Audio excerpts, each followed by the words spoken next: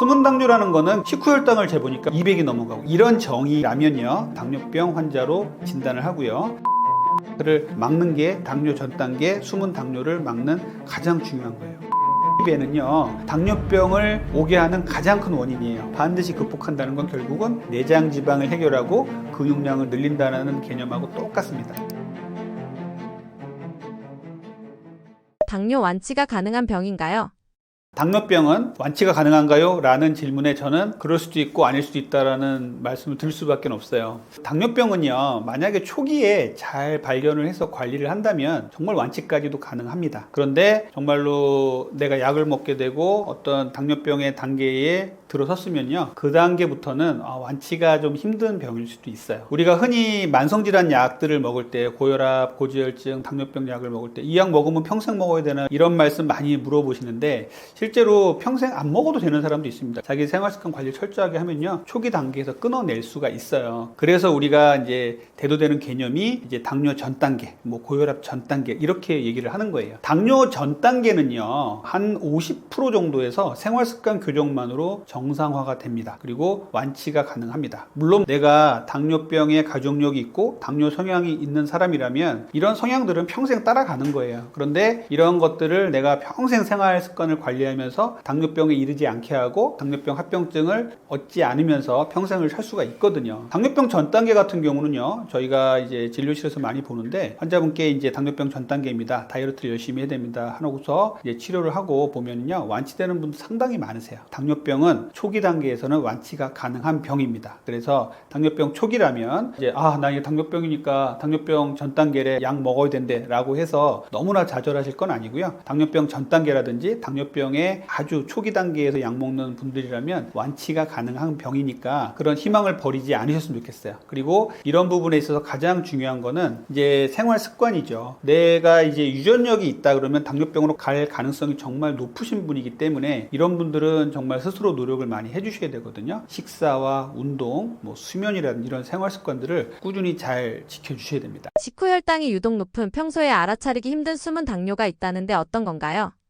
우리가 숨은 당뇨 얘기를 하는데 실제로 숨은 당뇨는 공식적인 의학 용어는 아닙니다. 숨은 당뇨를 당뇨 전 단계, 뭐 전 당뇨 이런 수준에서 제가 말씀을 드릴게요. 숨은 당뇨라는 거는 결국은 뭐냐면은 건강 검진 같은 데서 괜찮게 나왔어요. 공복 혈당도 괜찮고 당화혈색소도 괜찮게 나왔는데 식후 혈당을 재보니까 막 200이 넘어가고 이런 분들이 계시단 말이에요. 최근에 이제 그 혈당 스파이크라는 이제 개념들이 나오면서 많은 분들이 혈당 스파이크에 대한 이제 관심들을 많이 갖고 계신데 이렇게 혈당 스파이크가 치솟는 분들은요 숨은 당뇨의 가능성이 높으신 분들이에요. 당뇨 전 단계의 기준을 한번 말씀을 드려볼게요. 당뇨병 환자는요 공복 혈당이 126 이상인 경우가 당뇨병입니다. 그리고 정상은 100 이하예요. 그런데 100에서부터 125까지는요 전당뇨, 당뇨 전 단계라고 얘기를 해요. 그리고 아무 때나 식사를 한 후에 혈당을 재봤을 때 200 이상이 넘어가면 당뇨병 환자로 이제 진단을 하고요. 그리고 160 이하면은 이제 정상으로 판단을 합니다. 그리고 당화혈색소라는 게 있어요. 당화혈색소는요 5.6 이하는 정상이고요. 5.7부터 6.4까지는 당뇨 전 단계, 6.5부터 이제 당뇨병 환자예요. 그래서 당화혈색소가 6.5 이상이 되는 분들은 이제 당뇨 약물을 적극적으로 처방하는 것을 고려하게 됩니다. 이렇게 당뇨 전 단계 환자는요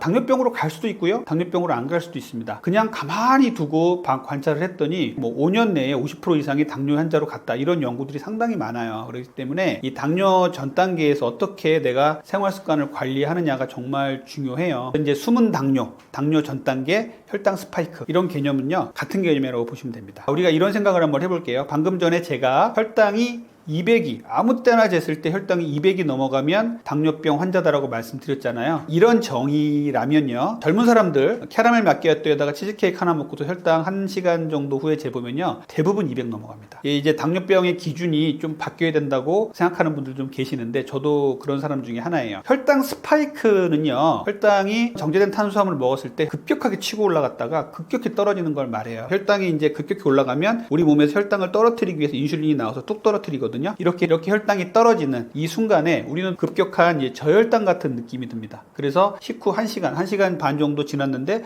갑자기 손도 떨리고 배고프고 정신도 집중력도 떨어지고 어떤 경우는 막 식은땀도 나고 짜증도 나고 이런 경우도 있어요. 이런 사람한테 초콜릿이라든지 정제된 탄수화물을 쭉 줬더니 확 살아나요. 이런 것들이 반복되는 게 혈당 스파이크거든요. 우리 현대인들에게 너무나 만연이 돼 있어요. 왜냐하면은 우리 주변에는요 정제된 탄수화물이 너무나 많이 있거든요. 빵떡면, 과자, 액상과당 너무 많잖아요. 손에 잡히는 게 이런 정제된 탄수화물이다 보니까 정상인 사람 20대부터 내가 당뇨병의 가능성이 없는 사람들인데도요 청소년 때부터 이 혈당 스파이크 겪는 사람들이 너무나 많습니다. 그래서 요즘에는 24시간 혈당 측정기를 몸에 부착을 하기도 하고 스스로 혈당을 체크해 보시는 분도 많이 계신데 이렇게 혈당을 스스로 한번 체크를 해 보시는 건 정말 중요해요. 이 숨은 당뇨는요 중요한 이유 첫 번째는요 전당뇨, 숨은 당뇨에서는요 내가 이런 것들을 진단을 받는다면 적극적인 노력을 통해서 정상으로 끌어내릴 수가 있습니다. 정상으로 갈 수 있는 마지막 길이라고 생각하시면 돼요. 이런 숨은 당뇨의 진단을 받은 분들은요 이런 생각을 해 주셨으면 좋겠고요. 또 여기서 내가 생활을 잘못하면요 정말 몇 년 뒤에는 당뇨병 환자로 갈 수밖에 없어요. 제가 진료실에서 만나는 환자분들 중에 좀 제일 안타깝게 생각하는 분이 어떤 분들이냐면 특히 당뇨병 쪽인데요. 아무 증상도 없는데 검사를 해봤는데 당뇨 전 단계가 나왔어요. 여쭤보면 당뇨병의 가족력이 있는 분들이에요. 이런 분들한테 이제 분명히 제가 말씀을 드리거든요. 내장 비만을 잘 관리하시고 혈당을 조절을 하시는 것을 습관적으로 가지고 가셔야 당뇨병으로 안 갑니다. 라고 했는데 몇 년 뒤에 이제 오셔가지고 검사를 딱 해봤더니 당뇨병이 딱 진단이 되는 경우가 있거든요. 이렇게 당뇨병 약을 안 먹어도 되는 또 당뇨병으로 고통을 받지 않아도 되는 분들이 이렇게 많이 계시는데 그분들이 생활습관 교정을 못하고 아무것도 안 하면서 당뇨병으로 스스로 그 길을 가게 만드는 경우가 상당히 많습니다. 이렇게 당뇨병 전 단계는 정상으로 돌아갈 수 있는 마지막 경고예요. 요즘 검진 시즌이잖아요. 검진을 받았을 때 대사증후군 당뇨병 전 단계로 나오신 분들은 나 당뇨병 아니야 정상이야 라고 안심할 게 아니라 당뇨병 전 단계는 마지막 경고라고 생각하시고 정말 모든 노력을 다 기울이셔야 돼요. 당화혈색소 5.6 이하로 끌어내리시고 혈당 수준을 안정화시키시고 혈당 스파이크가 안 생기도록 노력을 해 주셔야 됩니다. 탄수화물만 줄이면 되는 걸까요?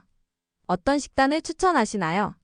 우리가 이런 당뇨 전 단계, 숨은 당뇨를 치료하려면 식단이 가장 중요하죠. 식단 중에서 가장 중요한 것은 결국 혈당을 안정화시키는 것입니다. 그러려면 혈당 스파이크를 안 생기게 해야겠죠. 자, 혈당 스파이크가 생기는 원리는 이래요. 정제된 탄수화물이라는 얘기를 많이 하잖아요. 정제라는 말은 잘 갈아냈다는 소리입니다. 우리가 예전에 먹던 통곡류가 아니라 거친 곡물이 아니라 잘 갈아내서 현미를 잘 갈아내면 백미가 되고 백미를 또 갈고 가루를 만들면 떡이 되잖아요. 이런 떡 종류, 백미도 물론 혈당을 많이 올리지만 떡은 더 많이 올린단 말이에요. 이걸 갈아낸 미숫가루 같은 건 더 많이 올린다고. 또 이런 호밀이나 통밀 같은 통곡류가 아니라 이걸 갈아내서 빵으로 만들어서 흰 빵을 만들면 엄청나게 혈당이 많이 오른단 말이죠. 이런 정제된 탄수화물을 먹으면 우리 몸에서 혈당 수준이 확 올라가게 되고 이 올라간 혈당을 이제 우리 몸의 이제 세포 수준으로 끌어내리려면 췌장에서 인슐린 분비가 갑자기 많이 됩니다. 갑작스럽게 혈당이 많이 올라가는 게 정제 탄수화물의 문제고요. 갑작스럽게 많이 올라가니까 인슐린도 갑작스럽게 많은 양이 나옵니다. 그래서 문제가 되는 거거든요. 그러면 혈당이 또 뚝 떨어져요. 그러면 혈당이 쭉 올라갔다가 뚝 떨어지고 이 떨어질 때 극심한 허기감과 이 저혈당 증상 같은 느낌이 드니까 또 먹어요. 그럼 또 올라가고 이게 하루 종일 반복되는 거거든요. 이것이 바로 혈당 스파이크고요. 이런 혈당 스파이크를 막는 게 당뇨 전 단계, 숨은 당뇨를 막는 가장 중요한 거예요. 정제된 탄수화물을 줄이고 인슐린 레벨을 정상화시키고 혈당을 많이 안 올리게 하는 식사 습관을 가지셔야겠죠. 결국은 정제된 탄수화물은 빵, 떡, 면, 과자, 액상, 과당 이런 주스를 갈아낸 것들, 과일을 갈아낸 것들 이런 것들 다 정제된 탄수화물이거든요. 이런 정제된 탄수화물을 끊는 것들이 1번이 돼야 됩니다. 두 번째는요. 단백질을 충분히 드셔야 돼요. 우리가 탄수화물은 혈당을 아주 많이 올리고요. 지방은 거의 안 올리고요. 단백질은 조금 올립니다. 혈당 수준을 거의 올리지 않으면서 우리 몸에 건강하게 근육을 늘릴 수 있고 대사를 정상화시켜주는 데 있어서 단백질만큼 중요한 게 없거든요. 그래서 좋은 단백질을 잘 드셔야 돼요. 계란이라든지 닭가슴살, 생선의 흰살이라든지 수육의 고기 부분 같은 것들 아주 좋은 단백질이니까 이런 것들 좀 많이 드셔야 됩니다. 그 다음은요. 식이섬유를 많이 드셔야 돼요. 식이섬유는요. 야채나 나물 같은 데 많이 들어있죠. 식이섬유가 왜 중요하냐면요. 우리 몸에 식이섬유를 먼저 먹고 정제된 탄수화물을 먹으면요. 혈당 수준이 천천히 올라갑니다. 그래서 혈당 스파이크를 막는 데 상당히 중요하고요. 식이섬유는 장내에 들어가서 이제 위나 장에 들어가서 포만감을 주죠. 그리고 소화 속도를 늦춰줍니다. 장내에는 또 들어가면 대장 속에서는 유익균의 먹이가 됩니다. 이렇게 섬유질은요 아주 좋은 우리 몸의 역할을 많이 하기 때문에 섬유질을 좀 충분히 잘 드셔야 돼요. 그리고 또 중요한 게 근육입니다. 근육은 이제 운동과 단백질 섭취를 통해서 늘려주셔야 돼요. 근육이 중요한 이유는요, 혈당 관리에 근육이 왜 중요해라고 생각하시는 분들 많이 계신데 근육이 정말 중요하거든요. 근육은요 혈당을 머금는 저수지라고 얘기를 해요. 우리가 비가 많이 오면은 저수지에다가 물을 모아놨다가 가뭄이 들면은 저수지에서 물을 내보내잖아요. 댐과 같은 역할을 한단 말이에요. 그런데 근육이 똑같습니다. 혈당이 많이 들어오면요 우리 근육에서 혈당을 머금었다가요 근육이 이제 혈당이 부족해지고 혈당이 몸에서 필요한 순간이 되면 근육에서 혈당을 뿜어내요. 이 역할을 하는 게 근육인데 근육이 적어버리면 혈당을 머금을 수 있는 저수지가 줄어들어요. 그러다 보면 혈당 수준이 갑자기 많이 올라가는 거죠. 요즘에 제가 이제 많이 보는 환자분들 중에 중노년 여성분들 중에서 근육이 너무 적은 이제 여성분들이 계세요. 이제 어머님들 같은 경우에 근육이 적고 단백질 섭취가 부족하신 분들이 많은데 이런 분들이 나는 당뇨 가족력도 없고 그러고 젊을 때는 아주 건강하게 살았는데 나이가 들어서 당뇨 전 단계 진단을 받았어요. 이런 분들 계시거든요. 혹은 당뇨병이 왔어요 라고 하시는 분들까지도 계신데 이런 분들 중에 많은 분들이 근육이 너무 부족하신 분들이에요. 근육은요 혈당을 머금는 저수지예요. 그렇기 때문에 근육을 정말 많이 늘려 놓으셔야 됩니다. 그리고 나이가 들면 근육을 잃지 않도록 노력을 하셔야 돼요. 이런 것들이 바로 혈당 수준을 안정화시켜주고 혈당 스파이크를 막는 중요한 생활 습관이 될 수가 있습니다. 연속 혈당 측정기 사용을 권장하시나요?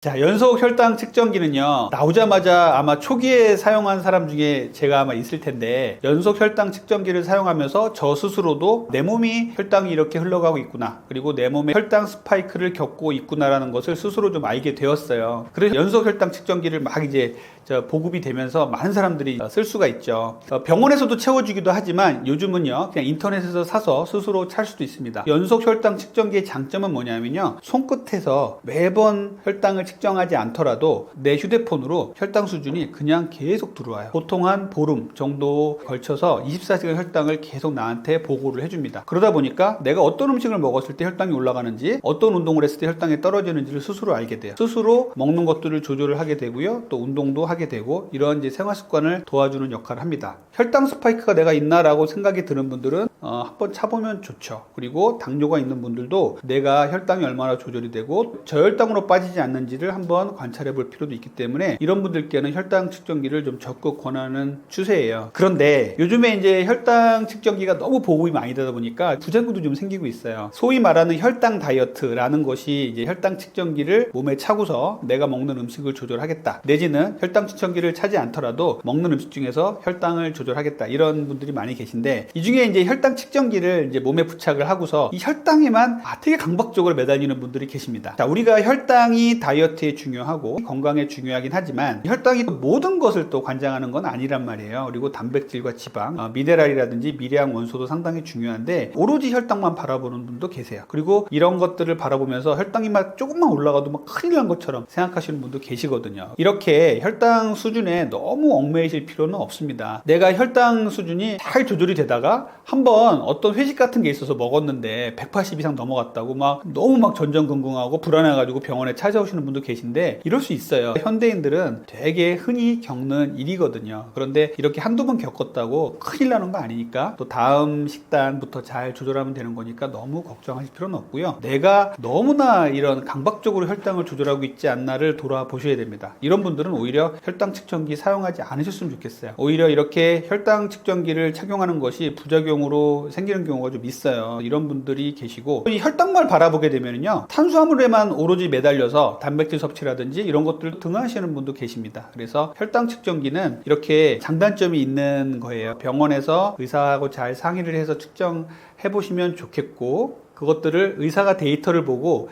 해석을 해줄 수 있어요. 병원에서 채워주는 경우는요, 저희 같은 경우는 그렇게 하고 있는데, 혈당 측정기를 환자의 몸에 이제 부착을 하시면 환자의 핸드폰에는 24시간 혈당이 다 들어오는데요, 의사가 보는 PC에서도요 그 혈당을 다 볼 수가 있습니다. 환자분이 메모만 잘 해주신다면요 어떤 음식을 먹었을 때, 어떤 운동을 했을 때 혈당이 어떻게 움직이는지를 다 볼 수가 있거든요. 그래서 의사하고 잘 상의를 해서 의사가 이렇게 혈당 조절을 하시는 게 좋겠습니다, 뭐 한번 혈당 측정기를 더 착용해 보는 게 좋겠습니다, 이제 그만 착용하세요 측정하세요. 이런 조언을 듣는 게 중요한데 혈당 측정기에서 나오는 혈당을 혼자만 보고 계시다가는 많은 오류에 휩싸일 수가 있어요. 혈당 측정기는 일정 정도 오차가 있습니다. 우리가 가장 정확한 혈당은요, 이 정맥혈에서 피를 뽑아서 검사하는 거예요. 그 다음에 정확한 혈당 검사는요, 손끝에서 간이 혈당 측정기로 찔러서 검사하는 거고요. 마지막으로 혈당 측정 중에 조금 이제 오차가 심한 게 24시간 혈당 측정기입니다. 얘는요, 몸에 부착을 하는데 혈액 내에서 혈당을 측정하는 게 아니라 혈장이라 그래요. 혈장을 통해서 혈당을 간접적으로 측정을 하는 거기 때문에 오차가 있어요.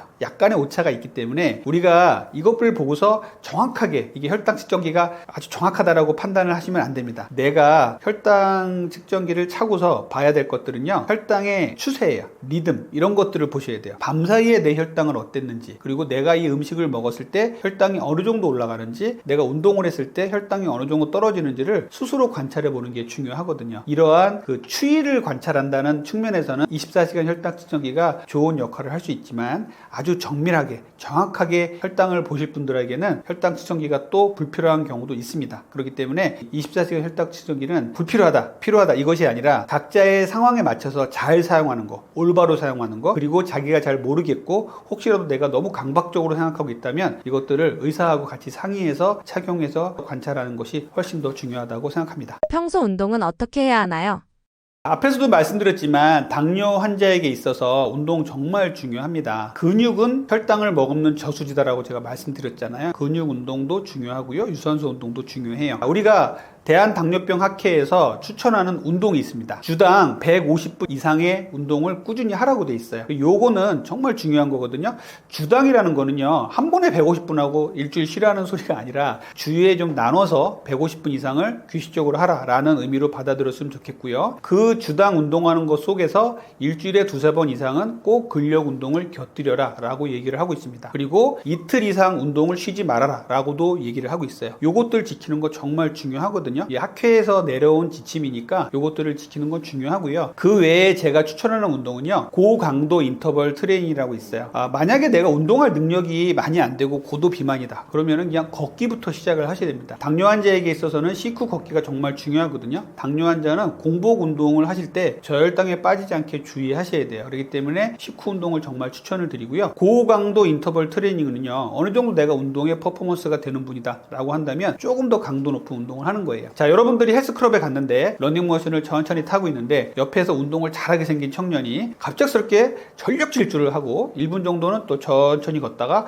또 전력 질주를 하고 이렇게 해서 5-6번 운동하고 운동 끝 하고 내려가는 거 보신 적 있으신가요? 이게 바로 고강도 인터벌 트레이닝입니다. HIIT라고 하거든요. 어떤 운동을 하실 때 불완전 휴식을 취하고 최대 강도로 끌어올려서 운동을 하고 이것들을 1분이나 30초 간격으로 번갈아서 하시고요. 요거를 횟수를 5번에서 10번 정도만 하시면 1시간 정도 한 운동만큼의 강도의 효과를 본다라는 것이 바로 고강도 인터벌 트레이닝이거든요. 이 고강도 인터벌 트레이닝은요, 우리 몸의 그 미토콘드리아에서부터 우리 세포를 깨워주고요. 그리고 우리 몸의 대사를 증진시켜주고 다이어트에도 좋고 당뇨에도 좋다고 돼 있어요. 여기서 나온 운동이 뭐 타바타라든지 이런 운동들이 여기서 나온 겁니다. 그런데 이제 이런 운동들은 조금은 이제 운동을 충분히 할 수 있는 능력이 되시는 분들이 하셔야겠죠. 너무 준비 없이 운동하시면 안 됩니다. 예를 들어서 계단 운동을 하실 때 3, 4층은 전력 질주로 올라가시고요, 3, 4층은 천천히 걸어 올라가시고요, 쉬지 않고 하셔야 돼요. 이렇게 할 수 있는 분들이 있다면 기본적으로는 천천히 걸어서 15층 이상 계단을 올라갈 수 있는 능력이 되시는 분들이 하셔야 된다는 말씀을 드리는 겁니다. 고강도 인터벌 트레이닝은요, 어느 운동에든 접목시킬 수가 있어요. 뭐 걷기에도 할 수가 있고요, 고정식 자전거 타기도 할 수 있고요, 수영에도 할 수가 있습니다. 조깅에도 할 수 있고요. 여러 운동들에서 이 고강도 인터벌 트레이닝이라는 이 운동 방법을 접목을 시켜서 하시면 좋겠고요. 그 외에도 제가 추천하는 음식은 앞에서도 말씀드렸지만, 내가 운동을 해본 적도 없고 운동에도 관심이 별로 없었던 사람이다 라면은 식후 걷는 것부터 추천드려요. 걷는 건 정말 제한이 없잖아요. 비만 오지 않는다면 그냥 운동화 신고 나가서 걸으면 되니까. 식후에 걸으라는 이유는요, 식후에 걸으면요, 식후라는 시간은요 혈당이 올라갈 수밖에 없는 그런 상황이잖아요. 그런데 식후에 걷게 되면은요 혈당이 올라가다 딱 멈춰요.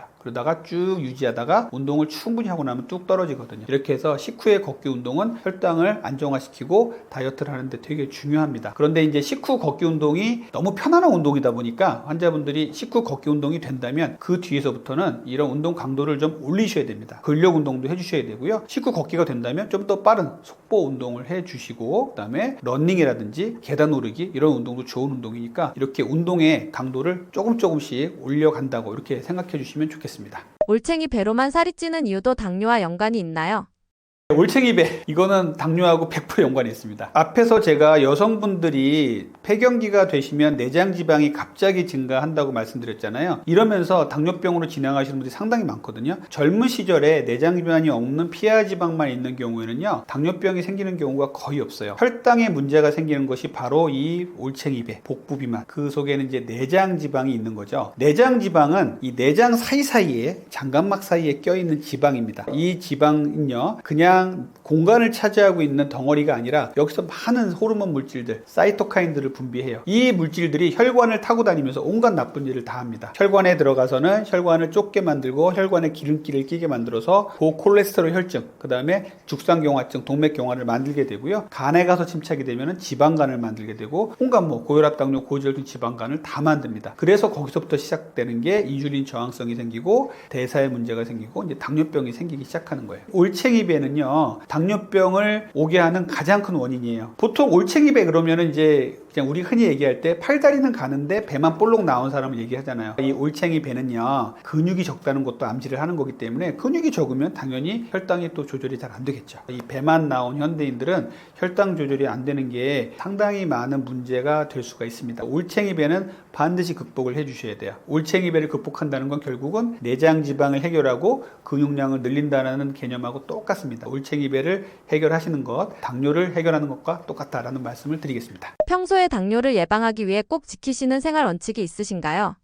솔직히 말씀드리면 저는 저희 아버님이 당뇨세요. 그래서 저는 당뇨병 가족력이 있습니다. 저도 복부 비만, 내장 비만이 생기면서 당뇨 전 단계까지 간 적이 있었고요. 당뇨 전 단계를 어떻게 해결할까를 고민하다가 이런 유튜브도 참여하게 되었습니다. 이렇게 당뇨를 예방하는 방법들을 공부를 많이 하면서 현대인들은 당뇨로 갈 수밖에 없는 환경이 상당히 많잖아요. 그 상황 속에서도 가장 중요하게 생각한 것이 바로 규칙적인 생활이에요. 규칙적인 생활 그러면 좀 애매한데 제가 제일 중요하게 생각하는 게 규칙적인 시간에 식사를 하시는 거를 꼭 말씀을 드립니다. 그래서 아침, 점심, 저녁 세 끼를 내가 먹는다면 되도록이면 같은 시간에 식사를 하시는 게 중요하고요. 그 외의 시간에는 간식이나 야식은 먹지 않는다. 이런 생활 습관을 지키는 게 정말 중요해요. 왜냐하면요, 우리 몸에는 이제 인슐린을 나오게 하는 조직이 이제 췌장이잖아요. 췌장을 쉬게 하는 게 우리의 목표예요. 그게 당뇨병으로 안 가는 가장 큰 이제 목표가 되어야 됩니다. 그런데 우리 동양인들은, 우리 한국인들은요, 전 세계적으로 췌장이 작기로 유명하고요, 췌장 기능이 떨어져 있기로 유명합니다. 같은 체구의 동서양인을 비교해 봤더니요, 동양인이 같은 체구인데도 췌장이 작아요. 그런데 그 동양인들 중에서도 우리 한국 사람이 췌장이 워낙 더 작아요. 거기서 췌장에 또 기름기까지 끼어 있어요. 췌장 기능이 다른 사람들보다, 다른 민족들보다 떨어져 있습니다. 이런 분들이 아무 때나 먹고 지금같이 정제된 탄수화물이 넘쳐나는 시기에 아무 때나 간식을 먹고 아무 때나 야식을 먹는다 한다면은 혈당 수준이 막 왔다 갔다 하겠죠. 오르락내리락 혈당 스파이크가 생긴단 말이에요. 그러면은 췌장이 일을 많이 해서 인슐린을 뿜어낼 수밖에 없잖아요. 그런데 하루에 3끼만 딱 먹으면 어떻게 되냐면요, 췌장이 아침, 점심, 저녁에 일을 딱 해서 인슐린을 내보내고요. 그 다음에 쫙 쉽니다. 밤사이에는 정말 편하게 쉽니다. 이렇게 해서 내 췌장을 최대한 오래오래 쓸 수 있도록 만들어야 돼요. 그런데 요즘에 정말 안타까운 게 그 젊은 어린이부터 해가지고 뭐 탕후루, 마라탕부터 해서 온갖 그 달콤한 음식들에 길들여서 정제탄수화물에 길들여서 사는 현대의 이 소아 청소년들이 너무나 췌장 기능을 많이 쓰고 있는 거예요. 그러다 보면요, 가뜩이나 우리 민족은 췌장이 적게 태어났는데 20, 30대가 돼버리면요, 췌장 기능이 거의 바닥이 납니다. 췌장이 일을 못하면 인슐린 분비가 잘 안 되는 거죠. 그러면 결국은 그때 당뇨병이 오는 거예요. 그러면 평생 인슐린을 맞고 살아야 될 수도 있다는 거죠. 우리가 이 내장 지방을 빼고 당뇨를 조절하는 데 있어서 규칙적인 생활만큼 중요한 게 없다는 생각을 저는 하게 됐어요. 그래서 규칙적으로 일어나시고 규칙적으로 식사 시간을 꼭 가지시고 이 식사 시간 이외에는 다른 간식이나 야식은 먹지 않는다라는 원칙을 꼭 지켜주시고요. 그렇다면 식사 시간을 잘 잘 활용해서 충분한 단백질과 섬유질을 잘 챙기셔야겠죠. 통곡류도 잘 먹고요. 그리고 야식은 먹지 말고 같은 시간에 잠을 자고 숙면을 취한다. 이렇게 규칙적인 생활을 잘 해주셔야 돼요. 이게 불과 50년 전만 해도 우리가 해왔던 습관 중에 되게 많이 있었어요. 아침, 점심, 저녁을 같은 시간에 먹고 밤에는 9시만 되면 아이들은 자라고 TV 방송에서 나왔단 말이에요. 그런데 지금은 아이들도 새벽까지 공부하고 학원 다니다가 늦게 밥을 먹고 잡니다. 이렇게 생활하다 보면요, 이제 췌장 다 망가지는 거예요. 그러면은 젊은 나이에 당뇨가 올 수밖에 없습니다. 이런 환자분들을 저는 비만 클리닉에서 너무너무 많이 보고 있어요. 20, 30대에 벌써 당뇨가 왔어요. 이런 분들은요, 나중에 40, 50대가 되면 이제 당뇨 합병증으로 너무나 큰 고통에 시달릴 수밖에 없거든요. 그렇기 때문에 지금 제가 가장 중요하게 말씀드리고 싶은 거는요, 규칙적인 생활을 하시고 규칙적인 식사 시간을 갖자라는 말씀을 마지막으로 드리겠습니다. 나이가 들수록 단백질 섭취가 중요해지는 이유는 무엇인가요?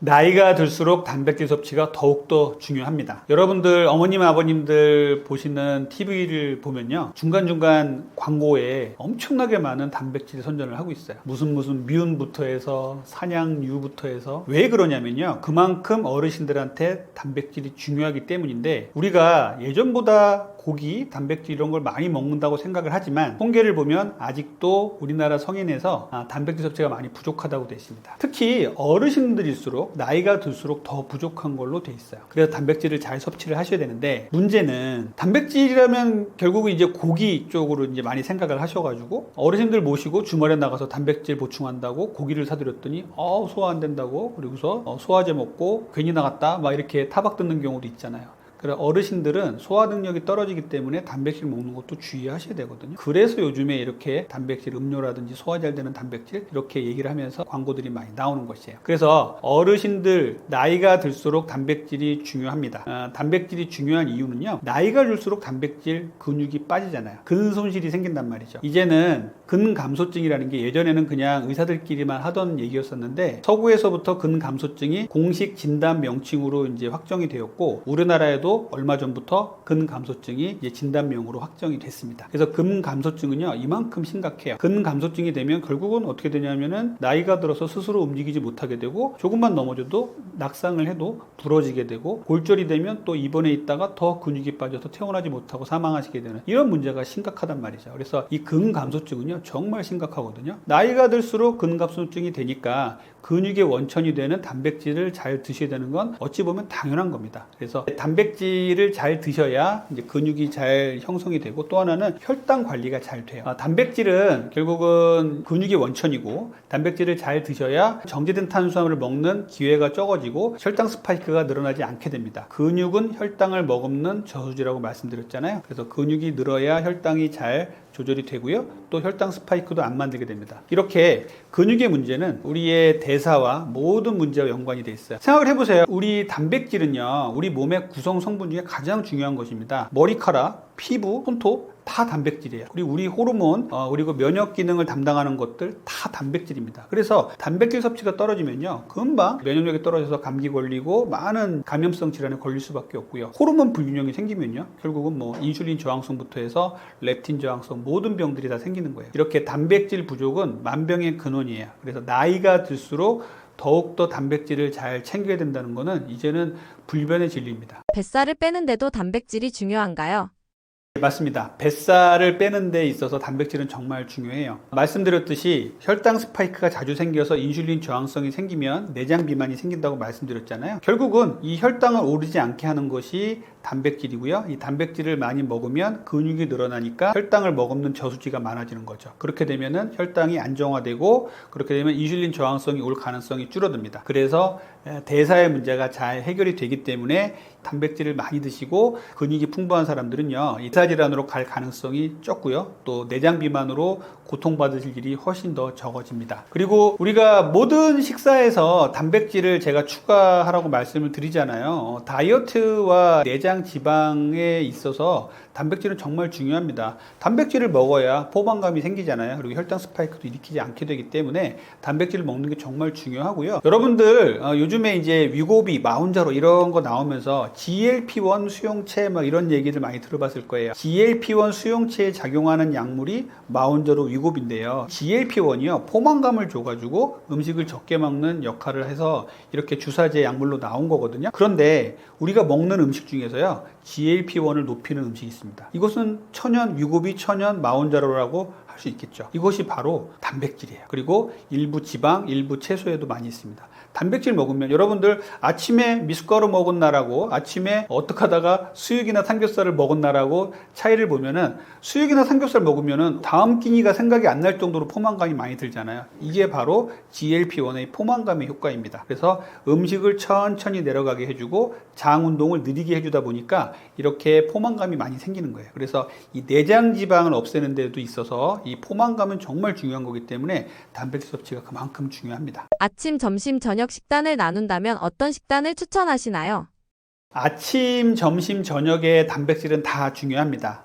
말씀드렸듯이 단백질은요, 한 번에 많이 먹어버리고 두 끼, 세 끼째는 굶는다, 이거는 아니고요. 골고루 나눠서 드셔야 돼요. 한 번에 우리가 흡수할 수 있는 단백질의 양은 20-30g 정도입니다. 그래서 이런 그 20-30g 정도의 단백질을 아침, 점심, 저녁으로 나눠서 드시는 게 가장 좋거든요. 아침에 단백질을 먹는 목적은요, 하루 종일 내가 이제 포만감을 주고 하루 종일 대사를 정리한다는 의미에서의 단백질 섭취를 생각하시는 게 좋고요. 점심에 먹는 단백질은 그날에 활발하게 움직이는 점심이기 때문에 에너지라든지 대사를 정리해준다는 의미, 그리고 이후에 저녁에 폭식을 막아준다는 의미에서의 단백질이 중요합니다. 저녁의 단백질은요, 밤새 우리는 아무것도 먹지 않잖아요. 그러니까 밤새 대사를 정리해준다는 의미에서의 단백질 섭취가 중요합니다. 그래서 아침에는 꼭 뭐를 먹으면 좋다, 뭐 이런 거는 특별히 없어요. 하지만 제가 추천드리는 이제 아침 식단을 말씀을 드리자면, 아침에는 막 이게 헤비한 음식 먹긴 좀 그렇잖아요. 그러니까 아침엔 주로 제가 추천드리는 게 계란 2개, 그 다음에 무가당 그릭 요거트, 그리고 무가당 두유라든지 두부 같은 이런 단백질이 가장 좋습니다. 점심으로 가면요, 뭐 닭가슴살 샐러드라든지, 그리고 점심에 먹을 수 있는 뭐 스테이크라든지 이런 거를 먹어도 좋겠죠. 그리고 저녁에야말로 많은 뭐 회식도 있고 막 이렇게 되니까 그때는 수육이라든지 샤브샤브 이런 것들을 통해서 단백질을 좀 잘 섭취를 하시면 좋겠습니다. 추천하시는 운동이 있으신가요?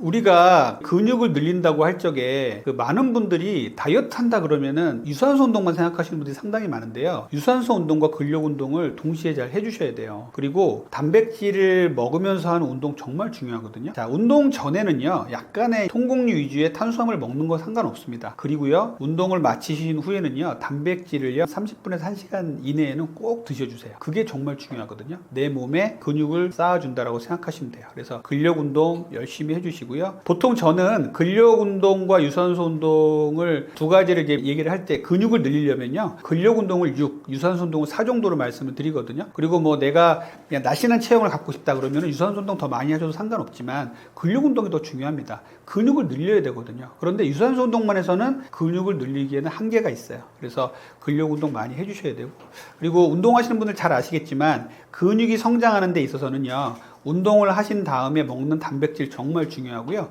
그 후에 충분한 휴식과 수면이 정말 중요해요. 근육은요, 잠잘 때 자란다는 말이 있습니다. 우리가 잠을 자면요, 성장 호르몬이 나와서 근육을 늘리는데 아주 중요한 역할을 하거든요. 그리고 많은 호르몬들이 우리 대사를 정리를 시켜주면서 근육을 늘려줍니다. 잠을 잘 자는 것도 근육을 늘리는데 정말 중요하니까 이 부분도 꼭 기억을 해주세요. 제가 정말 추천드리는 단백질 5가지가 있어요. 이거를 아침, 점심, 저녁으로 돌려가면서 먹든지 하시면 정말 좋을 것 같아요. 제일 처음에는 계란이에요. 계란은 뭐 완전식품이라고 하잖아요. 계란 속에는요, 탄수화물이 전혀 없습니다. 그러다 보니 혈당을 올릴 일이 없죠. 완전식품이라고 하는 것은요, 한 가지 음식 속에 거의 대부분의 영양소를 다 챙기는 거를 말하는 거거든요. 그래서 계란이나 우유 같은 것들을 이제 완전식품이라고 얘기를 하고요. 여기에는 정말 좋은 단백질, 지방들이 많이 들어있습니다. 그래서 드시고요. 보통 크기의 계란 하나는요, 단백질이 6g 정도가 들어있습니다. 2개 먹으면요, 12g이 되는 거예요. 아침에 먹어야 될 단백질량이 20g이라고 한다면 벌써 12g이 채워진 겁니다. 나머지 8g은요, 그릭 요거트라든지 무가당 두유라든지 이런 거로 채울 수 있는 거죠. 그렇기 때문에 계란은 정말 좋은 식사니까 여러 가지 음식으로 만들 수 있잖아요. 그래서 아침, 점심, 저녁에 적절히 하루에 2개 정도는 드셔도 되고요. 거고요. 그리고 두 번째 제가 추천드리는 건요, 콩류예요. 콩류는요, 식물성 단백질 중에서 가장 최고입니다. 콩 자체로 요리할 수 있잖아요. 콩 자반이라든지 대두 자체를 요리해서 먹을 수 있고요. 그리고 또 콩으로 요리할 수 있는 게 두부 있잖아요. 두부는요, 일반적인 콩으로 만든 다른 음식보다 단백질 흡수율이 훨씬 높습니다. 그래서 같은 양의 콩이라고 하더라도 두부를 만들어 먹으면 훨씬 더 좋습니다. 두부도 연두부 같은 거 아침에 그냥 먹을 수 있잖아요. 이런 것들도 잘 활용하시면 좋겠고요. 콩으로 만드시는 거 두부라든지 청국장, 낫또, 그 다음에 무가당 두유 같은 거 많이 있잖아요. 비지도 있고요. 이런 것들을 적절히 돌려가면서 먹는 거 정말 중요할 것 같아요. 세 번째로 제가 추천하는 단백질은요, 무가당 그릭 요거트입니다. 그리스 연안 지방에서 전통적으로 만들어 먹던 요거트인데요. 이 요거트가 우유를 오래 두게 되면요, 위에 맑은 부분과 밑에 탁한 부분이 이제 갈라지게 되잖아요. 그래서 위에 맑은 부분을 유청이라고 하는데요. 이거를 버리고 밑에 있는 부분만 다시 끓이고 유산균을 투입해서 만든 게 그릭 요거트입니다. 여기에서 당 성분을 많이 제거한 것들이 무가당 그릭 요거트예요. 여기에는요, 같은 양을 먹어도 엄청나게 많은 유단백을 먹을 수가 있습니다. 그리고 포만감도 좋고요, 맛도 좋죠. 꾸덕꾸덕해서 우리가 다른 음식에 토핑으로 사용할 때도 정말 좋거든요. 그래서 여러 가지 음식들과 곁들여 먹을 때 제가 먹어본 바에 의하면요, 병아리 콩이라든지 그리고 블루베리하고 같이 그릭 요거트를 먹으면 정말 좋거든요. 이 그릭 요거트도 잘만 만든다면 탄수화물 함량을 10g, 5g 이렇게 이하로 만들 수 있는 것들이 많이 있으니까 좋은 제품 찾아서 드시면 좋을 것 같아요. 그 다음에 제가 추천드리는 단백질은요, 생선 쪽이에요. 생선은 고등어, 광어, 연어 여러 가지들이 있는데 이 생선들이 갖고 있는 지방산은요, 불포화 지방산이잖아요. 정말 좋은 우리의 심장이라든지 뇌혈관에 좋은 지방산이거든요. 그래서 이렇게 외식할 때나 식사하실 때 회라든지 참치회, 연어 샐러드 뭐 이런 것들을 이용하신다면 좋은 단백질 섭취원이 될 수가 있어요. 생선을 이용한 단백질 섭취도 정말 중요하니까 이 부분도 잘 기억해 주셨으면 좋겠고요. 마지막으로는요, 닭가슴살이에요. 여러 가지 고기도 많지만 닭가슴살을 추천드리는 이유는요, 상대적으로 저렴하고 닭가슴살로 많은 음식을 만들어 먹고 닭가슴살 샐러드라든지 이런 것들을 먹으면요, 충분히 이제 단백질 함량을 높일 수가 있고 먹기도 아주 좋고 맛도 좋잖아요. 그렇기 때문에 닭가슴살 샐러드 같은 경우는 주변에서 구하기도 아주 쉽고 하기 때문에 우리가 이제 아침, 점심, 저녁 식단을 짤 때 닭가슴살을 항상 고민의 중심에 놓고 생각을 하시면 아주 좋은 식단을 꾸릴 수가 있을 것입니다. 콜레스테롤 포화지방 걱정 때문에 불안한 사람도 많습니다. 단백질 식품 선택 시 주의사항은 없나요? 자, 단백질을 먹다 보면요, 콜레스테롤이 어느 정도 들어올 수밖에 없습니다.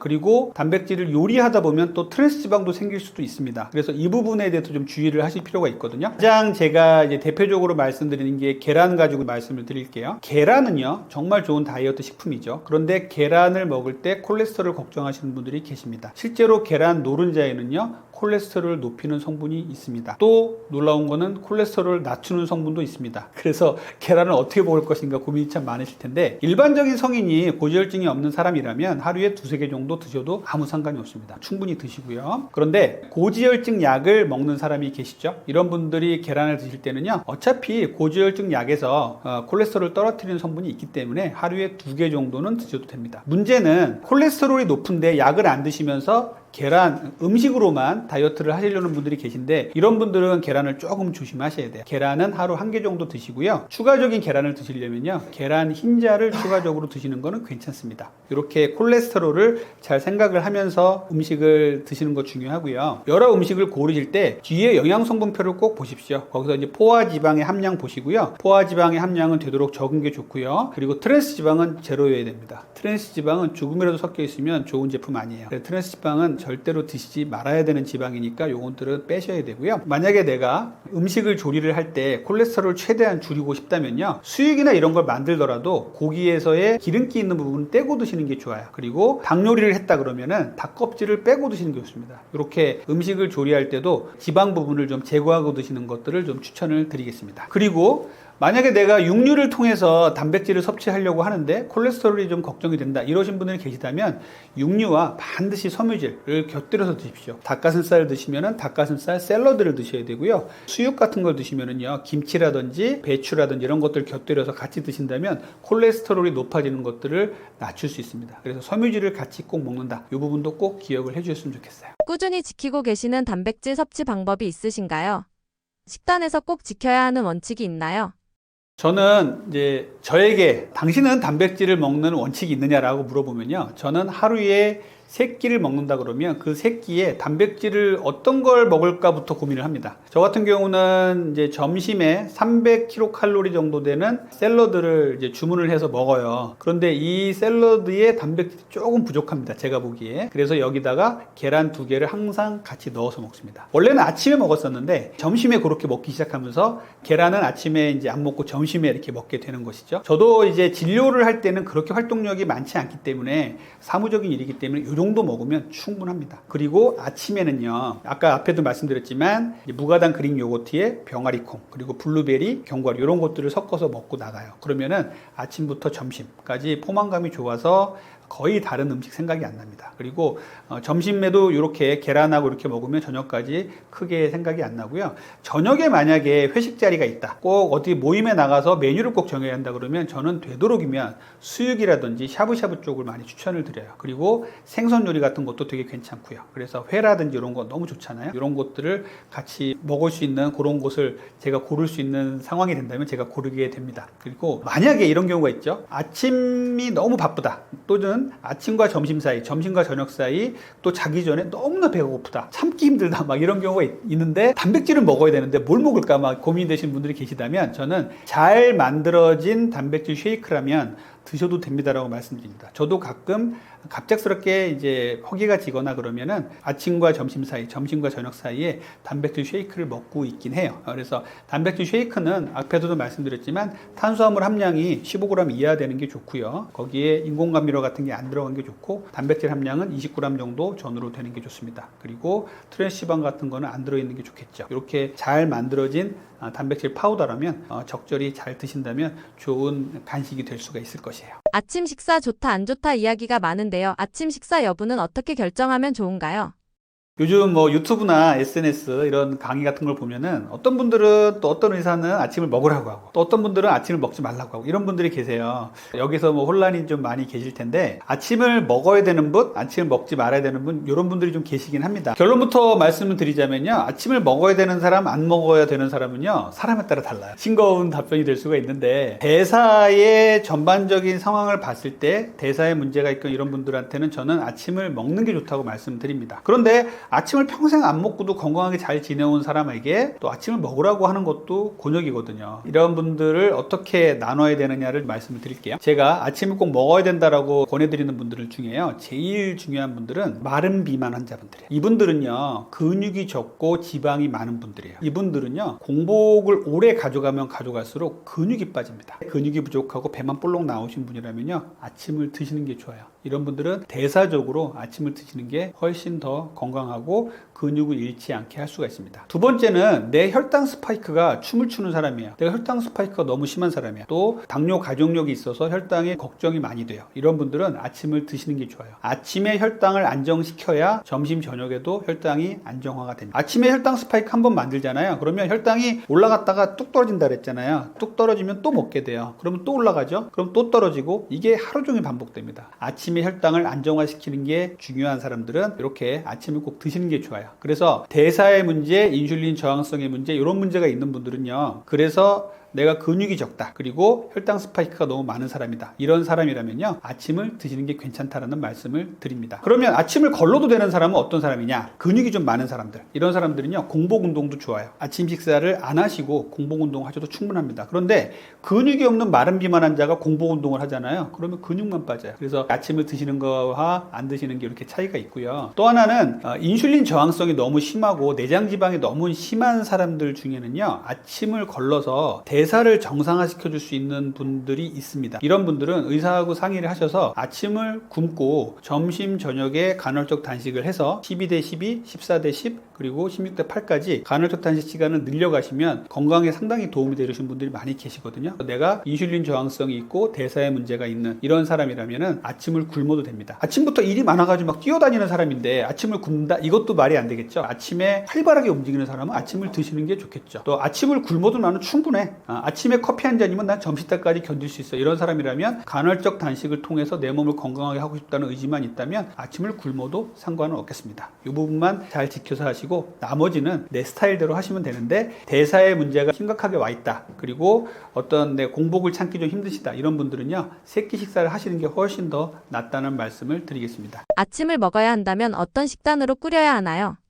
아침 식사를 먹는데 큰 원칙이 있어요. 첫 번째는요, 혈당을 안정화시키셔야 되고요. 두 번째는요, 단백질 섭취를 잘 해주셔야 돼요. 세 번째는요, 포만감을 유지시켜 줘야 됩니다. 우리가 아침에 바삭한 흰빵에다가 주스 한 잔을 먹고 나가면 아주 좋을 것 같지만 실제로는 혈당 스파이크를 엄청나게 만드는 거거든요. 그럼 아침에 이렇게 혈당 조절이 안 돼서 나가게 되면 아침에 나가서 일을 하는데 10시 정도 되면 배가 고파가지고 다시 음식을 찾게 되는 이런 혈당 스파이크의 문제를 겪게 돼요. 저혈당 같은 느낌이 들어서 또 음식을 찾게 되거든요. 아침에 혈당 스파이크를 만들지 않는 것이 정말 중요합니다.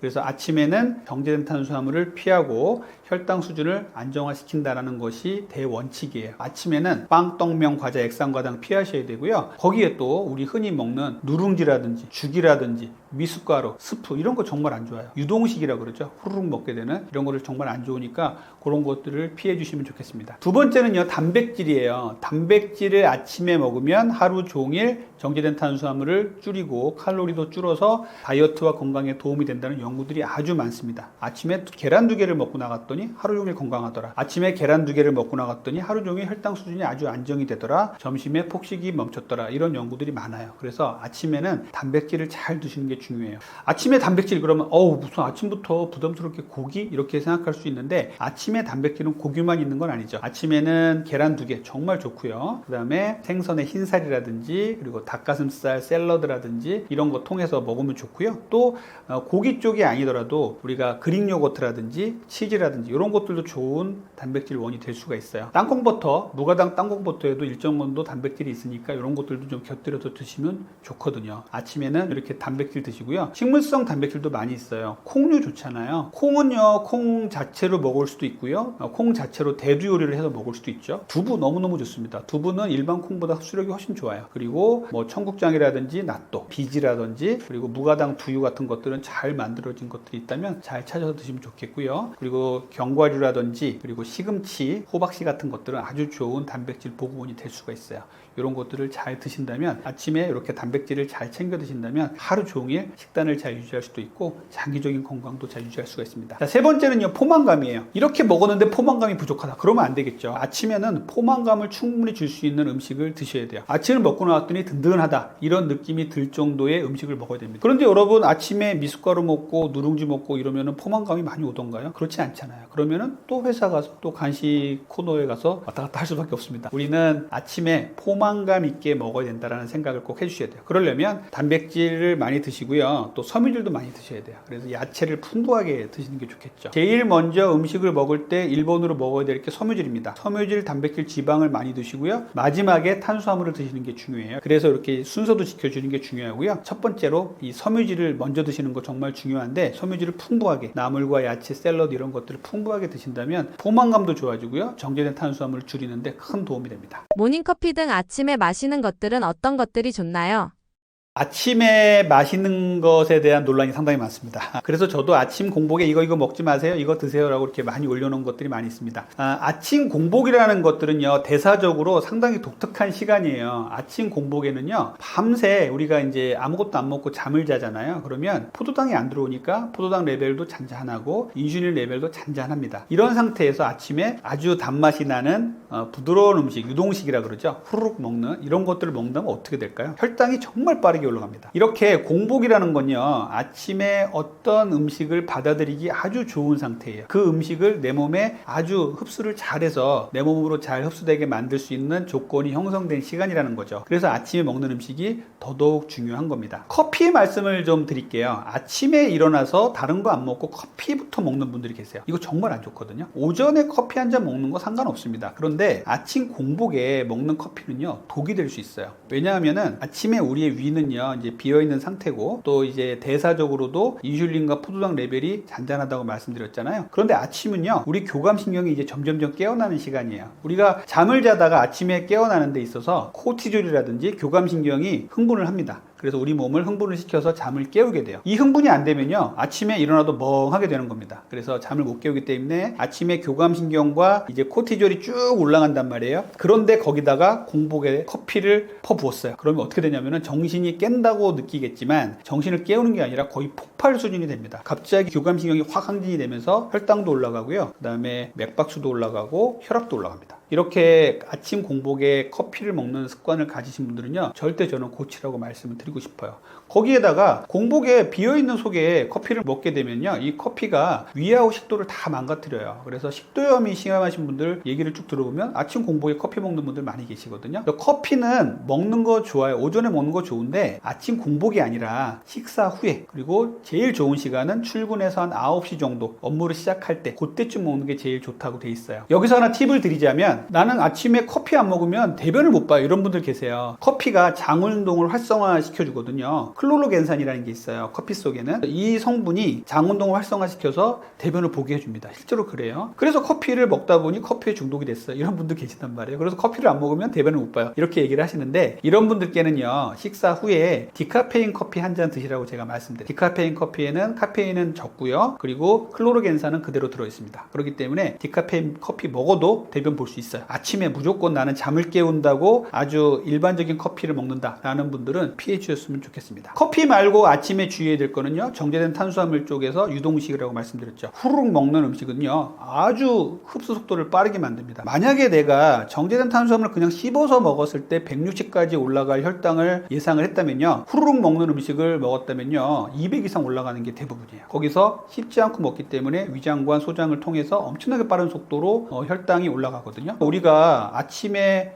탄수화물로 된 죽, 누룽지, 미숫가루, 수프 이런 거 부드럽다고 자꾸 드시는 분들 많이 계신데, 이런 거 정말 안 좋은 거예요. 그래서 아침에는요, 되도록이면 튀는 것들은 별로 추천하고 싶지는 않습니다. 꼭 내가 아침에 바빠서 뭔가 후루룩 먹고 나가야 된다라고 한다면요, 요즘에는 이제 단백질 쉐이크들이 좋은 것들이 많이 나와 있어요. 이런 거 성분들 잘 보시고 단백질 쉐이크를 드시는 거는 좋은 방법이 될 수가 있어요. 단백질 쉐이크는요, 유청 단백질 그리고 콩 단백질 이런 것들을 잘 분리해 가지고 잘 만들어진 게 많이 있습니다. 요것들을 보실 때는요, 뒷면에 이제 영양성분표를 꼭 보셔야 돼요. 여기서 탄수화물 함량이 최소한 15g 이하는 돼야 됩니다. 탄수화물 함량이 적고 식이섬유가 있는 게 좋고 대체 감미료가 없는 것들, 그리고 단백질 함량은 약 20g 전후가 되는 것들을 고르시면은 아주 좋아요. 그래서 이렇게 아침에 너무 바빠서 내가 아침에 뭔가 후루룩 먹고 나가려고 그러는데, 닥터리가 이런 거 먹지 말래네, 누룽지 뭐 이런 거 먹지 말래네, 그러면은 내가 뭔가 대체할 거를 찾는다면 아침에 잘 만들어진 단백질 쉐이크는요, 드셔도 됩니다. 이 부분은요, 연구와 논문에서도 많이 나와 있어요. 그래서 아침에 단백질 쉐이크를 먹고 나가는 거는 괜찮습니다. 이 부분은 기억을 해주셨으면 좋겠어요. 단백질 쉐이크를 추천해 주셨는데 두유도 괜찮나요? 아침에 두유 정말 좋죠. 두유는요, 정말 잘만 만든다면 탄수화물 함량을 극도로 억제할 수가 있어요. 딱 먹었는데 단맛이 난다 그러면 이거 잘 만든 두유 아닙니다. 딱 먹었는데 고소한 그 콩 자체의 맛을 잘 낸 이런 것들이라면, 뒤에 성분표 보시면은 탄수화물 함량이 5g이야. 저는 2g 이하짜리 먹고 있거든요. 링크에 걸어 드릴게요. 2g 이하짜리 먹고 있는데, 이렇게 잘 만든 두유, 무가당 두유를 잘 고르셔서 먹는다면 좋은 아침 식사가 될 수가 있어요. 커피는 식전보다는 식후를 추천하시나요? 맞습니다. 아무리 디카페인 커피라도 공복에 마시는 건 저는 추천하지 않아요. 커피 자체가 디카페인 커피라고 하더라도 카페인이 약간 들어있기 때문에 교감신경 항진시킬 수 있다는 부분 하나랑요, 더 안 좋은 건요, 위식도를 통과하면서 자극을 많이 줍니다. 그래서 위산분비를 갑자기 확 나오게 해서 식도염을 유발할 수가 있거든요. 공복에 디카페인 커피나 일반 커피를 먹는 건 되도록이면 피해 주셨으면 좋겠다라는 말씀을 드립니다. 아침에 꼭 지키시는 루틴이 있으신가요? 제가 아침 식사에 대한 내용을 많이 올리니까 그러면 선생님 뭐 드세요? 이렇게 물어보는 분들 많이 계신데, 제가 오늘 아침에 먹고 나온 걸 말씀드릴게요. 한 6개월에서 1년 정도 아침마다 매일매일 먹고 있어요.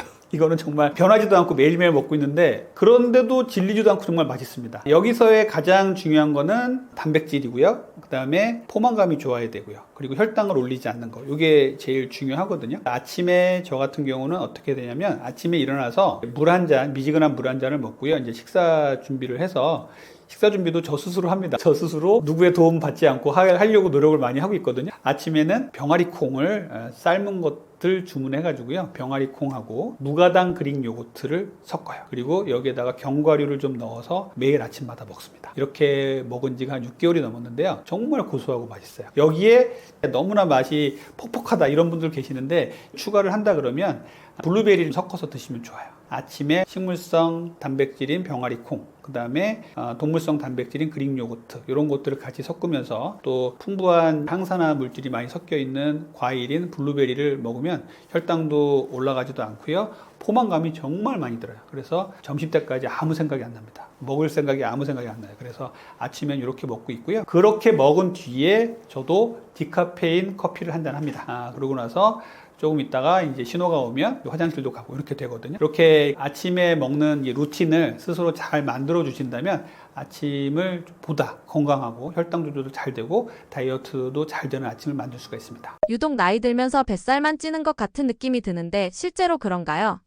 우리가 나이가 들면요, 나이살이라 그래가지고 뱃살이 자꾸 나온다는 분들 많이 계시죠. 그런데 나이살이라는 용어는요, 정식 공식 의학 용어는 아니에요. 그런데 우리가 모두 느끼고 있죠. 나이가 들면서 살이 찌고 그 살이 주로 뱃살로 모여든다는 생각들을 많이 하고 있습니다. 실제로 나이살은요, 정말 심각한 문제고 모든 분들이 많이 느끼고 계세요. 나이가 들면서 살이 찌는 이유는요, 결국은 우리 몸에 인슐린 저항성이 자꾸만 생기고요, 우리 몸에 호르몬이 불균형해지고 기초세량이 떨어지고 근육이 자꾸 빠지기 때문입니다. 하나하나 살펴보면요, 우리가 이제 나이가 들면서 우리 호르몬의 변화가 급격히 생깁니다. 여성들은요, 여성 호르몬이 있죠. 그리고 에스트로겐이라는 여성 호르몬이 있고, 남성들은 테스토스테론이라는 남성 호르몬이 있습니다. 이것이 호르몬이 이제 점점 나이가 들면서 떨어져요. 여성들은요, 잘 아시다시피 폐경기, 완경이라고 하죠. 이 폐경기를 접어들면서 호르몬이 이제 바닥을 치게 되고요. 남자들은 남성 호르몬이 천천히 떨어집니다. 그런데 지금 제가 바닥을 친다고 얘기를 드렸는데, 여성 호르몬이요, 폐경이 된다 그래서 그때 딱 떨어지는 게 아니에요. 여성 호르몬은요, 40대 초반부터 아주 급격히 떨어져서 그 이후로부터는 거의 바닥 수준을 계속 가고 있습니다. 그래서 우리가 40대 초중반이 되면 급격하게 내장 지방이 찌게 되는 거예요. 여성 호르몬은요, 여성을 여성답게 만들어주는 호르몬이에요. 보통 가임기 때는요, 골반 쪽이 크고 허리가 잘록한 이런 체형이었는데, 여성 호르몬이 없어지니까 남성하고 똑같이 이 뱃살이 나오는 체형이 되는 겁니다. 이 내장 지방이 급격히 쌓이면서 여성들은 폐경기 즈음이 되면요, 없었던 병들이 다 생겨요. 여기저기 아프고 여기저기 문제가 많이 생기고 성인병의 전초에 다다르면서 성인병이 실제로 생기는 분도 많이 계시죠. 고혈압, 당뇨병, 고지혈증, 지방간 같은 것이 생기면서 각종 이제 질병들이 막 생기기 시작합니다. 반면에 남성들은요, 남성 호르몬이 이렇게 뚝 떨어지는 게 아니라 천천히 떨어집니다. 젊을 때는 남성 호르몬이 많아서 근육도 잘 유지를 하고, 그러다가 남성 호르몬이 천천히 떨어지면서 이제 40대 중반, 50대가 되면 이제 뭐 성욕도 떨어지고 기력도 떨어지고 근육도 빠지고 이렇게 되면서 점점점 이제 근육은 줄고 내장 지방이 많아지는 이런 문제가 생깁니다. 이 호르몬의 문제는요, 남녀 공이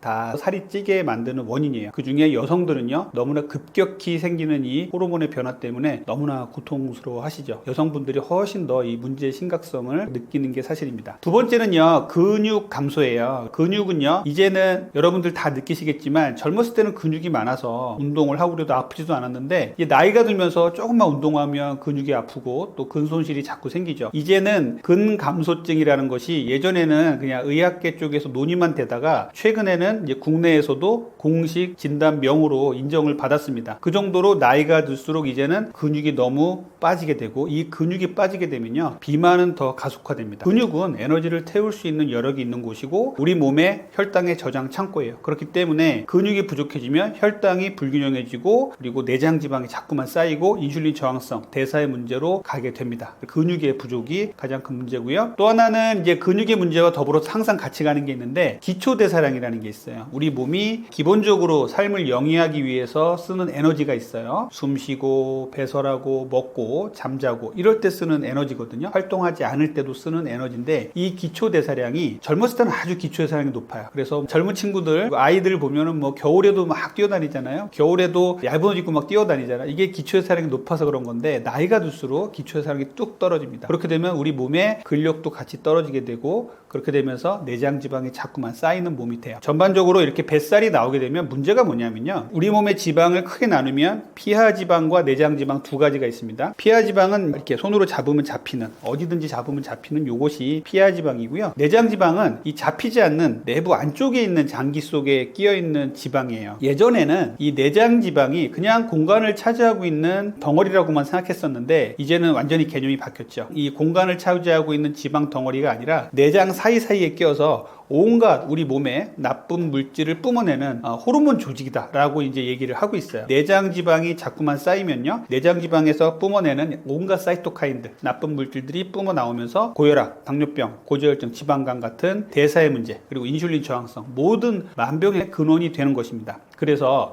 유독 이제 뱃살이 찌게 되는 중년에 있어서의 또 나이살의 문제, 이런 문제는 정말 심각하게 받아들이셔야 됩니다. 나이에 따라서 뱃살이 찌는 이유가 다른가요? 다이어트를 하는데도 살이 잘 안 빠지는 사람들의 공통적인 원인은 무엇인가요?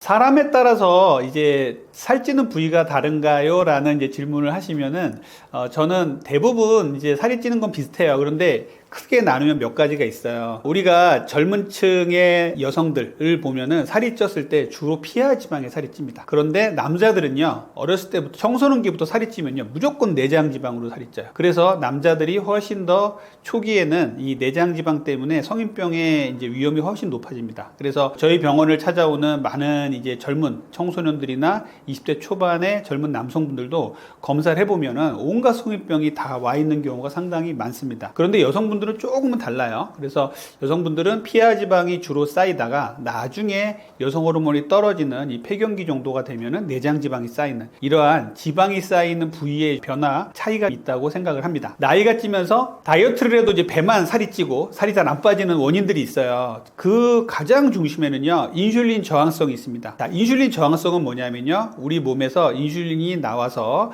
적절히 일을 해주고 들어가서 쉬고, 그럼 췌장도 같이 쉬고 이렇게 돼야 되는데, 이 대사에 문제가 생기면은요, 인슐린이 우리 몸에 너무나 많이 나와 있어서 인슐린이 올바로 쓰이지 못하고 대사의 문제를 일으키는 문제예요. 그래서 우리 몸에 음식이 들어오면 들어오는 족족 인슐린이 지방으로 축적을 하는 것이 바로 인슐린 저항성의 문제거든요. 그리고 같은 양의 인슐린이 나와서 일을 해야 되는데 인슐린이 점점점 많이 나오게 되고, 인슐린이 많이 나와도 그 인슐린이 자기 역할을 제대로 못하기 때문에 생기는 문제가 바로 인슐린 저항성의 문제입니다. 이 인슐린 저항성은요, 우리 여러분들 이제 건강 검진을 하시면 대사증후군 유형군입니다 라고 얘기를 하는 경우가 있죠. 이 대사증후군의 가장 깊은 속에 중심에는요, 인슐린 저항성이 있는 거예요. 인슐린 저항성의 또 가장 깊은 곳에는 바로 비만이 있는 겁니다. 인슐린 저항성이 있으면요, 뱃살이 빠지지가 않습니다. 그래서 인슐린 저항성은 여러 가지로 검사를 하게 돼요. 뭐 당화혈색소를 검사할 수도 있고요, 체내의 공복 인슐린 레벨을 검사하기도 합니다. 이런 검사를 통해서 그래서 인슐린 저항성을 검사하기도 하는데요, 이런 인슐린 저항성은 우리의 그 현대인들의 비만의 가장 큰 원인이다 라고 얘기를 할 수가 있겠어요. 두 번째는요, 이렇게 뱃살이 자꾸 찌는 사람들 중에 특징 중에 하나가 단백질 섭취가 부족하신 분들이 계세요. 단백질은 정말 중요합니다. 단백질은 우리 몸의 구성 성분이고요, 그리고 대사를 유연하게 만들어주고 대사를 이루어주는 아주 기본적인 건데요, 이 단백질이 아직도 우리 한국 사람들에게는 상당히 부족합니다. 그래서 단백질이 부족해지면요, 내장 지방이 찔 수밖에 없어요. 이 단백질 대사가 잘 안 되기 때문에 지방이 점점점 축적이 됩니다. 그래서 이 단백질 섭취가 부족하신 분들은 마른 비만으로 갈 가능성도 훨씬 높습니다. 이렇게 근육은 적고 지방은 많은 이런 몸이 될 수 있기 때문에 단백질 섭취가 부족하신 분들도 상당히 뱃살의 위험이 높으신 분들이에요. 자, 세 번째는요, 유산소 운동만 하시는 분들이 계세요. 자, 우리가 이제 내장 지방을 빼고 근육을 올리려면요, 근력 운동이 필수거든요. 그런데 운동을 한다고 하시면서 무조건 걷기만 하시거나 그리고 유산소 운동만 하시는 분들이 계세요. 이렇게 되면은요, 우리 몸에서 근육이 늘지를 못합니다. 근육은요, 혈당을 머금는 저수지예요. 근육이 혈당을 머금었다가 뿜어냈다가 하는데, 이 근육이 부족해지면요, 우리 몸에서 혈당을 머금지 못하고 내장 지방이 더 쌓이거든요. 그런데 유산소 운동만 하시는 분들은요, 근육이 늘 틈이 없어요. 뭐 어떤 심혈관계 질환에 대한 부분은 좋아지겠지만 유산소 운동만 꾸준히 계속 하신 분들은요, 자꾸만 내장 지방이 찐다, 이런 분들도 계십니다. 이렇게 내장 지방이 찌는 분들 중에서 운동 방식이 좀 잘못된 분도 계시기 때문에 유산소 운동만 너무 하시게 되면은 내장 지방이 찔 수 있다라는 말씀도 드리겠습니다. 그리고요, 중요한 게 수면과 스트레스예요. 우리 내장 지방의 가장 중요한 문제이기도 해요. 우리 현대인들에게 이 수면과 스트레스 문제 정말 심각하죠. 이 수면을 못 취하면요, 우리 몸에 이제 성장 호르몬도 제대로 혜택을 못 누리게 되고요. 코티졸이라는 스트레스 호르몬도 많이 나와요. 그리고 낮에 우리가 생활하면서 스트레스를 많이 받으면 코티졸이 많이 나오거든요. 이 코티졸이라는 이 스트레스 호르몬이라는 녀석은요, 우리 몸이 이제 진화의 과정에서 우리를 지켜줬지만 지금 현대인에게는 이 내장 지방을 쌓는 주요 원인이 됩니다. 스트레스를 많이 받게 되면요, 내장 지방이 점점점 축적이 되는 이런 쪽으로 자꾸 발전이 돼요. 현대인들에게 수면 부족과 스트레스의 문제는 정말 심각하거든요. 내가 내장 지방이 정말 뱃살이 정말 안 빠진다 이런 분들이 계시다면요, 수면과 스트레스의 문제를 항상 뒤돌아 보셔야 됩니다. 그래서 7시간 반 전후에 숙면은 꼭 취해 주시고요, 스트레스를 줄이기 위해서 스스로의 노력, 산책을 한다든지 자기만의 취미 생활을 갖는다든지 종교 생활이라든지 이런 것들을 통해서 스트레스를 잘 해소할 수 있는 이러한 해소 방법을 찾으셔야 됩니다. 식단은 어떻게 하는 게 좋은가요?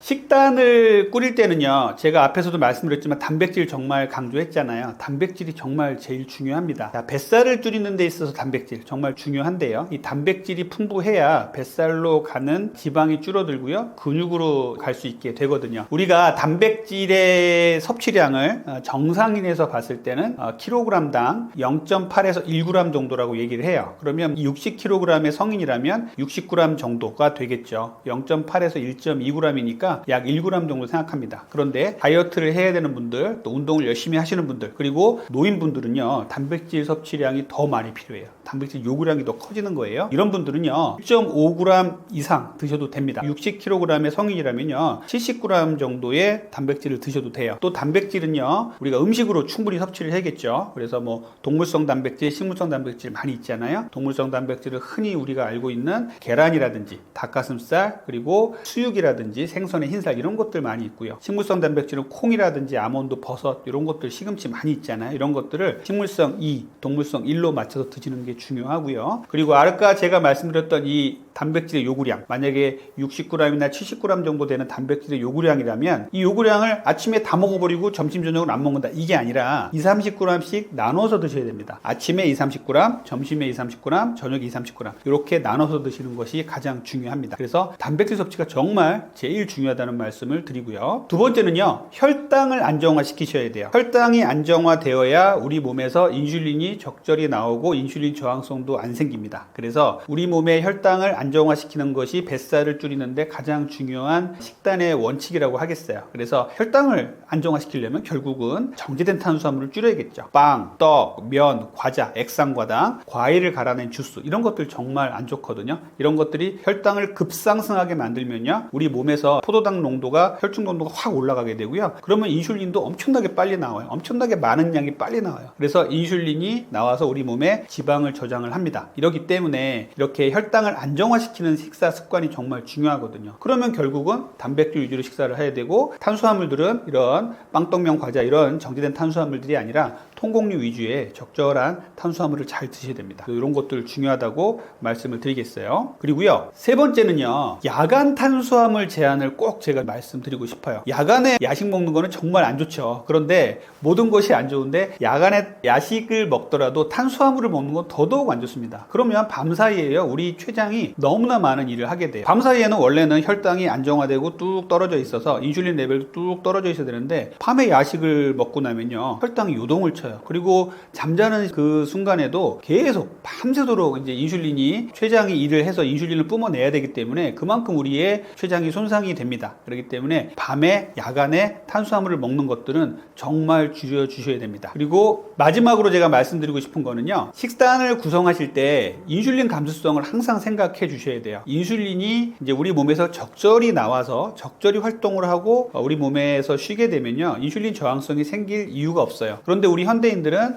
아무 때나 먹고 아무 때나 자고 정제된 탄수화물을 아무 때나 먹기 때문에 인슐린 저항성이 생긴단 말이에요. 그래서 인슐린 저항성을 생기지 않게 하려면 위에서 말씀드린 단백질 위주로 식사를 하고 정제된 탄수화물 줄여야겠죠. 거기에 더불어서 스트레스 줄이시고 잠도 푹 주무시고요, 규칙적인 생활을 해주셔야 돼요. 아침, 점심, 저녁을 내가 세 끼를 먹는 사람이라 그러면 그러면 되도록이면 같은 시간에 식사를 하시고 그 식사 이외의 시간에는 간식 같은 건 먹지 않는다. 이렇게 딱 생각을 해주셔야 우리가 인슐린 감수성이 좋아지거든요. 그래서 인슐린 감수성을 또 좋아지게 하려면 간헐적 단식도 상당히 중요합니다. 그래서 우리가 12시간 정도의 완전한 공복 시간, 물 외에는 아무것도 안 먹는 이런 공복 시간을 잘 만드시고요. 거기서 성공을 하시면 14시간, 16시간까지 공복 시간을 쭉 만들어 간다면 인슐린이 아주 우리 몸에서 잘 활동하고 푹 쉬게 되는 인슐린 저항성이 생길 틈을 안 줍니다. 그래서 이렇게 뱃살을 줄이는 식단에는요, 이런 4가지 원칙을 꼭 지켜주셨으면 좋겠습니다. 위고비 등의 비만 치료제는 언제 어떨 때 사용하길 추천하시나요?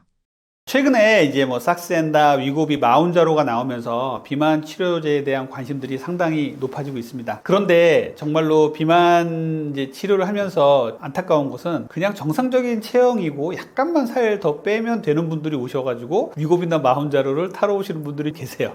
이런 분들은 원칙적으로 위고비, 마운자로의 치료 대상이 아닙니다. 정부에서 정해놓은 위고비, 마운자로 치료 대상이 있어요. BMI라고 하죠. 키 몸무게로 계산한 BMI가 30 이상인 경우에는 위고비나 마운자로 사용하실 수 있습니다. 그리고 위고비나 마운자로 사용할 수 있는 두 번째 기준은요, BMI가 27 이상이면서 30이 안 되더라도 27 이상이면서 고혈압, 당뇨병, 고지혈증, 지방간 같은 이런 성인병이 있거나 수면 무호흡증이 있으면 위고비나 마운자로 사용할 수 있다고 돼 있어요. 그런데 우리가 이제 일반적으로 뭐 BMI를 계산하지 않더라도 내 스스로 봤을 때 내가 너무나 이제 고도 비만인데 운동과 식사 조절을 해도 전혀 살이 안 빠지고 각종 성인병 때문에 고통받는 사람이 계시다면 위고비나 마운자로를 좀 적극적으로 사용을 하셔야겠죠. 그래서 지금 내가 이제 식사 조절을 하고 싶은데 식욕 통제가 안 된다. 밤에도 야식을 시켜 먹고 막 자다 깨서 음식을 먹어야 되는 이런 분들이 계시다면 위고비나 마운자로가 큰 도움이 될 수가 있어요. 이런 부분들은 혼자 판단하지 마시고 인근 병의원에서 꼭 선생님들과 상의하시고 전문 선생님과 상의하셔서 위고비나 마운자로의 도움을 일부 받으시면 좋을 것 같습니다. 마지막으로 원장님께서 실제 진료실에서 뱃살 때문에 고민하는 환자분들에게 꼭 해주시는 말씀이 있다면요?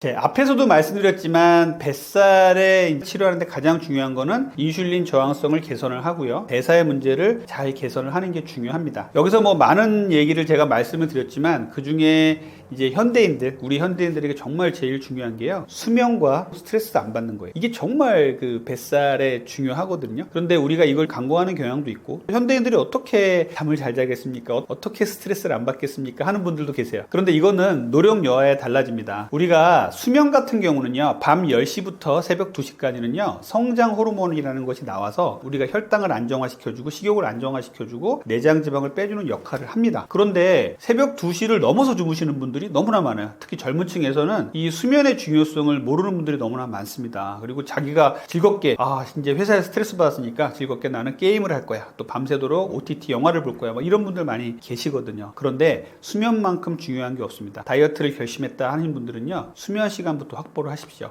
밤 10시부터 새벽 2시까지를 포함해서 7시간 반 전후에 수면 시간을 지키는 것이 정말 중요하거든요. 요 수면 시간 잘 지켜주시고요. 또 하나 이제 스트레스예요. 이제 스트레스를 많이 받으면요, 결국은 코티졸이라는 호르몬이 많이 나와서 우리 내장 지방을 축적하는 기전으로 갑니다. 그런데 이제 스트레스를 피할 수가 없다, 이런 분들이 너무나 많이 계시죠. 일도 많고 사회적인 가정적인 이런 스트레스가 너무 많으니까요. 그런데 적극적으로 노력을 해주셔야 돼요. 자기만의 스트레스 해소법을 가지시고 산책이나 여행이라든지 자기의 취미 생활들을 충분히 활용하시고 스트레칭이라든지 종교생활 이런 것들 충분히 활용을 하셔서 자기만의 스트레스 해소법을 잘 갖고 계시는 것, 잘 활용하시는 것이 정말 중요하다고 생각해요. 그래서 마지막으로 제가 드리고 싶은 얘기는, 뱃살을 빼시려면 여러 가지 제가 말씀드렸지만 가장 중요하게 충분히 주무시고요, 스트레스 안 받는 자기만의 노하우를 만들어서 그런 생활 습관으로 가지셨으면 좋겠습니다. 안녕하세요. 저는 분당에서 닥터리 가정의학과를 운영하고 있는 가정의학과 전문의 이진복입니다. 저는 약 30년간 비만 치료를 해왔고요. 지금까지 본 환자만 약 10만 명이 넘습니다. 저는 건강한 다이어트를 여러분들과 잘 소통하기 위해서 유튜브 닥터리 TV를 운영하고 있습니다. 오늘 촬영에 초대해 주셔서 감사합니다. 더 많은 다이어트, 더 많은 건강에 대한 관심이 있다면 유튜브 닥터리 TV에도 많이 놀러주시면 감사하겠습니다.